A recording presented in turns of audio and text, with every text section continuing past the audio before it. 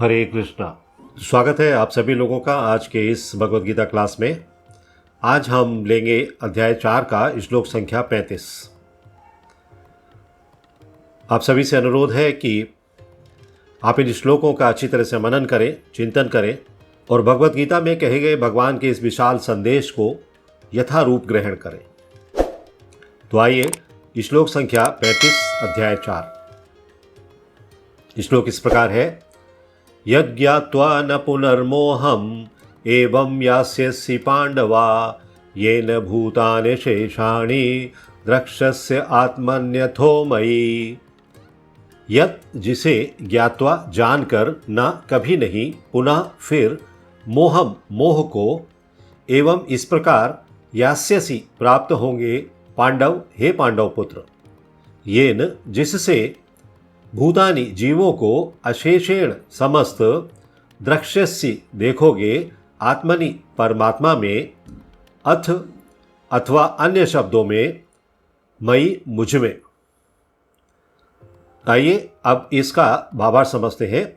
इस श्लोक में भगवान कहते हैं, पहले श्लोक में उन्होंने कहा था 34वें श्लोक में कि तुम स्वरूप सिद्ध व्यक्ति से जाकर ज्ञान प्राप्त करो। ज्ञान प्राप्त करने की विधि बताई थी। बोनाफाइड गुरु, स्वरूप सिद्ध व्यक्ति, उससे ज्ञान प्राप्त करना है। परिप्रश्नेन सेवया, सेवा करनी है, प्रश्न पूछने है, जिज्ञासा करनी है। तो स्वरूप सिद्ध व्यक्ति से वास्तविक ज्ञान प्राप्त कर चुकने पर अभी जब आपने उस स्वरूप सिद्ध व्यक्ति से ज्ञान प्राप्त कर लिया तो ज्ञान प्राप्त होने के बाद क्या है? वास्तविक ज्ञान, भौतिक जगत का ज्ञान नहीं, आध्यात्मिक जगत का ज्ञान प्राप्त कर चुकने पर अर्जुन को कह रहे हैं भगवान, तुम पुनः कभी ऐसे मोह को प्राप्त नहीं होगे जैसा मोह तुम दिखा रहे हो युद्ध भूमि में कि मैं युद्ध नहीं करूंगा, ये परिवारी जनों से तुम्हें मोह हो गया है। ऐसा मोह तुम दिखाने वाले नहीं हो फिर, क्योंकि इस ज्ञान के द्वारा तुम्हें ये समझ आ जाएगी, तुम्हारी ये इंटेलिजेंस डेवलप हो जाएगी कि ये जो जीव हैं सभी ना, ये सभी जीव जो युद्ध भूमि में खड़े हुए हैं ये परमात्मा के ही अंश हैं। अर्थात भगवान कहते हैं ये सब मेरे ही अंश हैं। ममे वांशो जीवलोके जीवभूता सनातना। तो ये जब मोह दूर होगा तब ऐसा होगा। और मोह कैसे दूर होगा? कि आपको बोनाफाइड गुरु के अंडर में जाकर प्रशिक्षण लेना है, ज्ञान प्राप्त करना है, ट्रेनिंग लेनी है, अन्यथा नहीं होगा। आप मोहित रहोगे, आप सही निर्णय नहीं ले सकते। तो भगवान का ये कहना बहुत ही महत्वपूर्ण है। तात्पर्य में हम समझते हैं कि क्या कहा गया है इस श्लोक में। Prepared by his divine grace A C Bhakti Vedanta स्वामी शील प्रभुपाद की जय। यहां लिखा गया है कि स्वरूप सिद्ध व्यक्ति से ज्ञान प्राप्त होने का परिणाम क्या होता है? परिणाम यह होता है कि यह पता चल जाता है कि सारे जीव भगवान श्री कृष्ण के भिन्न अंश हैं। हम सब भगवान श्री कृष्ण के भिन्न अंश हैं, उनसे भिन्न हैं और उनके अंश हैं। मतलब टूटकर अलग हुए, भगवान के साथ नहीं है, भगवान से टूटकर अलग हुए हम। तो कृष्ण से पृथक अस्तित्व का भाव माया, माया का क्या अर्थ है? मां मतलब नहीं, या ये जो नहीं है वो माया है, जो वास्तव में नहीं है वही माया है। इसीलिए हम कहते हैं माया से दूर रहें। जो वास्तव में है ही नहीं, मतलब झूठा है, कृत्रिम है, हम उसके फेर में पड़े रहते हैं। तो कृष्ण से पृथक अस्तित्व का भाव क्या होता है? माया होती है। कृष्ण से पृथक नहीं रहना है, हम तो कृष्ण से जुड़े हुए रहना चाहते हैं। माया का प्रभाव हमारे ऊपर नहीं होना चाहिए। तो कुछ लोग सोचते हैं कि हमें कृष्ण से क्या लेना देना है, क्यों ये इस्कॉन वाले लोग हमेशा कृष्ण कृष्ण कृष्ण कृष्ण करते रहते हैं? क्या कृष्ण के अलावा और कोई नहीं है? वे केवल ऐसे ऐतिहासिक पुरुष हैं जो सर्वोच्च भगवान है, supreme personality of God head है। जबकि लोग क्या समझते हैं कि हमें कृष्ण से क्या लेना देना, वो तो कुछ है ही नहीं, एक ग्वाला है, और परब्रह्म तो निराकार है। निराकारवादियों की ऐसी सोच होती है। लेकिन अगर वो निराकार है तो ये सब क्या हुआ है? उन्होंने जो लीलाएं की हैं वो सब क्या हुई हैं? कहाँ से हो गई? क्यों भगवत गीता में ये सब उपदेश दे दिया उन्होंने? कहाँ से आ गया ये उपदेश? किसी ने कल्पना से लिख दिया क्या? तो ऐसा संभव नहीं है। वस्तुतः जैसा कि भगवत गीता में कहा गया है, ये निराकार ब्रह्म कृष्ण का व्यक्तिगत तेज है। निराकार ब्रह्म की जिसकी बात करते हैं ना, वो भगवान श्री कृष्ण का तेज है जो उनके चारों तरफ निकल रहा है। कृष्ण भगवान के रूप में प्रत्येक वस्तु के कारण है, सर्व कारण कारणम, है ना। तो भगवान जो है वो प्रत्येक वस्तु के कारण है। ब्रह्म संहिता में ये स्पष्ट कहा गया है कि कृष्ण श्री भगवान है और सभी कारणों के कारण हैं। यहां तक कि लाखों अवतार उनके विभिन्न विस्तार ही हैं। उन्होंने लाखों अवतार लिए, वो भगवान के एक्सपेंशन है, विस्तार है। इसी प्रकार सारे जीव भी कृष्ण के अंश हैं। हम सारे जीव कृष्ण के अंश हैं। मायावादियों की ये मिथ्या धारणा है। मायावादी ये झूठ एक पाले रहते हैं अपने दिमाग के अंदर कि कृष्ण अपने अनेक अंशों में अपना निजी पृथक अस्तित्व को मिटा देते हैं, कि कृष्ण ने अनेक अपने विस्तार किए तो वो समाप्त हो गए, ओरिजिनल समाप्त हो गया। ऐसा नहीं होता है। ऐसा कभी हो सकता है क्या? कभी नहीं हो सकता। भगवान भगवान ही रहते हैं। ओम पूर्णमदः पूर्णमिदं पूर्णात् पूर्णमुदच्यते। भगवान पूर्ण रहते हैं, उनके कितने भी अंश क्यों ना बन जाए। तो ये विचार सर्वथा भौतिक है। ये भौतिक सोच है, कंटामिनेटेड सोच है, दूषित सोच है। इस सोच का कोई लाभ होने वाला नहीं है। भौतिक जगत में हमारा अनुभव है कि यदि किसी वस्तु का विखंडन किया जाए तो उसका मूल स्वरूप नष्ट हो जाता है। भौतिक जगत में क्या देखते हैं, एक पत्थर का टुकड़ा लिया हमने, उसे तोड़ दिया, उसको 10 भागों में विभक्त कर दिया तो ओरिजिनल शेप वाला पत्थर चला गया, खत्म हो गया। लेकिन ऐसा आध्यात्मिक जगत में नहीं होता है, भगवान के साथ नहीं होता है। भगवान से करोड़ों अरबों जीव निकल गए, लेकिन फिर भी भगवान भगवान रहेंगे। भगवान समाप्त नहीं होते हैं। ये बात उनको समझने में नहीं आती है। किंतु मायावादी ये नहीं समझ पाते कि परम का अर्थ है कि एक और एक मिलकर एक ही होता है, और एक में से एक घटाने पर भी एक बचता है। पर ब्रह्म का यही स्वरूप है। भगवान जो भौतिक जगत का मैथमेटिक्स है ना, उससे परे हैं। वे हमेशा एक हैं। एक में से अनेक निकल जाए फिर भी वो एक रहते हैं। तो ब्रह्म विद्या का मतलब भगवान की विद्या का पर्याप्त ज्ञान न होने के कारण हम माया से आवृत्त हैं। माया ने हमें ढक लिया है।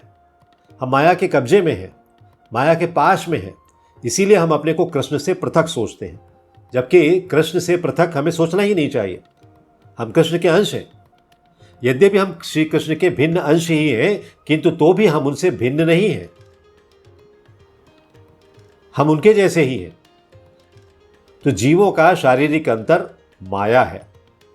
ये शारीरिक अंतर जो हम समझते हैं ना, वो माया है अथवा वास्तविक सत्य नहीं है। माया का मतलब जो झूठ है, कृत्रिम है, आर्टिफिशियल है। इसलिए हम सभी कृष्ण को प्रसन्न करने के निमित्त हैं। हमारा उद्देश्य क्या होना चाहिए? भगवान श्री कृष्ण को प्रसन्न करना। केवल माया के कारण ही अर्जुन ने सोचा कि उसके स्वजनों से उसका क्षणिक शारीरिक संबंध कृष्ण के शाश्वत आध्यात्मिक संबंधों से अधिक महत्वपूर्ण है। अर्जुन किस धोखे में थे कि ये जो मेरे रिश्तेदार हैं, इनसे मेरा जो संबंध है वो कृष्ण से जो मेरा आध्यात्मिक संबंध है उससे भी बड़ा है। ऐसा कैसे हो सकता है? संभव है क्या? भगवान से आपका संबंध और भौतिक जगत के लोगों से आपका संबंध वो तो तुच्छ है। भगवान से आपका संबंध सर्वोच्च है। तो गीता का संपूर्ण उपदेश इसी ओर लक्षित है। यही लक्ष्य है कि कृष्ण का नित्य दास होने के कारण जीव उनसे पृथक नहीं हो सकता। हम सब लोग अगर भगवान के नित्य दास बने रहेंगे, परपेचुअल सर्वेंट बने रहेंगे भगवान के, तो क्या होगा? हम उनसे अलग नहीं होंगे। कृष्ण से अपने को विलग मानना ही माया है। माया क्या है? जो हम अपना अस्तित्व अलग बनाने लगते हैं। हम कृष्ण के साथ अपने अस्तित्व को जोड़ते नहीं। तो परब्रह्म के भिन्न अंश के रूप में जीवों को एक विशिष्ट उद्देश्य पूरा करना होता है, जिस उद्देश्य के लिए भगवान ने हमें इस लोक में भेजा है। उस उद्देश्य को भुलाने के कारण ही वे अनादिकाल से मानव, पशु, देवता आदि देहों में स्थित हैं। जो जीव विभिन्न देहों में 84 लाख योनियों में भटकता रहता है, क्यों? वो उद्देश्य को प्राप्त करने के लिए। तो ऐसे शारीरिक अंतर, जो फिजिकल बॉडी के जो डिफरेंसेज हैं, भगवान के दिव्य सेवा के विस्मरण से पैदा होते हैं। ये हमारे दिमाग में क्यों आते हैं? शारीरिक अंतर क्यों? क्योंकि हम माया में पूरी तरह से अपने आप को इन्वॉल्व करके बैठे हुए हैं। किंतु जब कोई कृष्ण भावनामृत के माध्यम से दिव्य सेवा में लग जाता है, डिवाइन सर्विस करने लगता है, तो वो इस माया से तुरंत मुक्त हो जाता है। फिर माया उसके पास नहीं आती, वो देखती है कि अभी तो ये कृष्ण का जप कर रहा है, अभी तो ये कृष्ण का दास बन चुका है, कृष्ण को भोग लगाता है, वो प्रसाद ग्रहण करता है, तो अब मेरा यहाँ पर कोई स्थान नहीं है। वो माया फिर छोड़ देती है। तो ऐसा ज्ञान केवल प्रामाणिक गुरु से ही प्राप्त हो सकता है, और इस तरह वो इस भ्रम को दूर कर सकता है कि जीव कृष्ण के तुल्य है। पूर्ण ज्ञान तो ये है, कंप्लीट नॉलेज क्या है? कंप्लीट नॉलेज तो है परमात्मा कृष्ण समस्त जीवों के परम आश्रय है।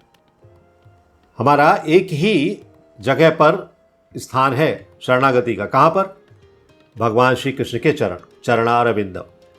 और इस आश्रय को त्याग देने पर जीव माया द्वारा मोहित होते हैं। जब वो छोड़ देते हैं हम, तो माया पकड़ लेती है, और जब हम भगवान को पकड़ निकल जाते हैं तो माया छोड़ देती है। तो हमें भगवान को पकड़ने की तरफ जाना चाहिए, क्योंकि इस तरह क्या होता है कि भौतिक पहचानों के मानदंडों के अंतर्गत हम कृष्ण को भूल जाते हैं। हम भौतिक जगत में, भौतिक स्तर पर, भौतिक अपने पद, गरिमा, पैसा, मकान, कोठी, कार, गाड़ी, ये वो ताम झाम, बहुत सारी चीज़ों में उलझे रहते हैं और भगवान को भूल जाते हैं। और फिर हम कहते हैं भगवान ये आपने क्या कर दिया, मुझे परेशानी में डाल दिया। अरे भगवान को तो आप याद ही नहीं करते हो, तो भगवान क्या परेशानी में डालेंगे? वो तो आपके कर्मा हैं जो आपको परेशानी में डाल रहे हैं। तो इसलिए, किंतु जब ऐसे मोहग्रस्त जीव जो मोह से ग्रसित हैं कृष्ण भावनामृत में आ जाते हैं, कृष्ण भावनामृत में स्थित होते हैं, तो वो ये समझ जाते हैं कि वे मुक्ति पथ पर हैं, वे मुक्ति की ओर आगे बढ़ रहे हैं। भले ही उन्हें वो 5 प्रकार की जो मुक्ति है वो चाहिए नहीं, उन्हें क्या चाहिए? भगवान के चरणों का सेवा चाहिए। तो मुक्ति पथ पर है, मतलब इस जन्म मृत्यु जरा व्याधि से निकल जाने वाले हैं। भागवत में कहा गया है, मुक्तिर हित्वा अन्यथा रूपम स्वरूपेण व्यवस्थिति। अर्थात मुक्ति का अर्थ है कृष्ण के नित्य दास रूप में, कृष्ण भावनामृत में, कृष्ण कॉन्शसनेस में अपनी स्वाभाविक स्थिति पहचानना। हमारा जो नेचुरल पोजीशन है वो क्या है, हमारी जो कॉन्स्टिट्यूशनल पोजीशन है वो क्या है, अगर हमने वो पहचान ली तो वही तो हमारा उद्देश्य है, दूसरा कोई उद्देश्य नहीं है। तो इसको यद ज्ञात्वा न पुनर्मोहम एवं यास्यसि पांडवा। पहले के श्लोक में भगवान ने कहा था कि महापुरुष, कौन से महापुरुष? जिनको सिद्ध पुरुष है, स्वरूप सिद्ध है, उनसे जाकर ज्ञान प्राप्त करो। और अब वो कह रहे हैं वो ज्ञान प्राप्त करने के बाद क्या होगा? तुमको ये मोह जो है वो नहीं रहेगा, ये जो मोह का जो कारण है ना वो समाप्त हो जाएगा। यद ज्ञात्वा न पुनर्मोह एवं यास्यसि पांडवा। तो हे पांडव, हे अर्जुन, तुम ये मत करो, मोहग्रसित मत हो, मैं हूं तुम्हारे साथ, मैं तुम्हें सब बता रहा हूं, सिखा रहा हूं। भगवान कितने कृपालु हैं, कितनी दया करते हैं अपने भक्तों के ऊपर। येन भूतानि शेषेण द्रक्ष्यस्यात्मनि। मतलब जब तत्व का ज्ञान हो जाएगा, विष्णु तत्व का ज्ञान हो जाएगा, भगवान के बारे में जान लोगे आप, तो ऐसा अनुभव होगा कि सब जगह भगवान ही भगवान है, कोई भी स्थान भगवान से रिक्त है ही नहीं। तो जब इस तरीके की स्थिति आपकी आ जाती है तो आप वास्तव में सही मार्ग पर होते हो। तो हमें इस बात का हमेशा ध्यान में रखना चाहिए कि हमें क्या करना है, हम कभी भी भटकाव की स्थिति में ना रहे। भगवान ने ये जो संदेश दिए हैं ना, ये बहुत महत्वपूर्ण है। इनको तत्व से समझना, फंडामेंटली समझना, ओरिजिनली समझना, मूल रूप से समझना, ये बहुत महत्वपूर्ण है। और इसके लिए आपको किसी गुरु की शरण में जाना ही चाहिए। हरे कृष्णा कृष्ण कृष्णा हरे हरे, हरे Ram Ram Ram Hare Hare. If you like this video, press the like button and share it with your family and friends. If you want to watch more such videos, please subscribe to our channel, and for getting updates, press the bell icon.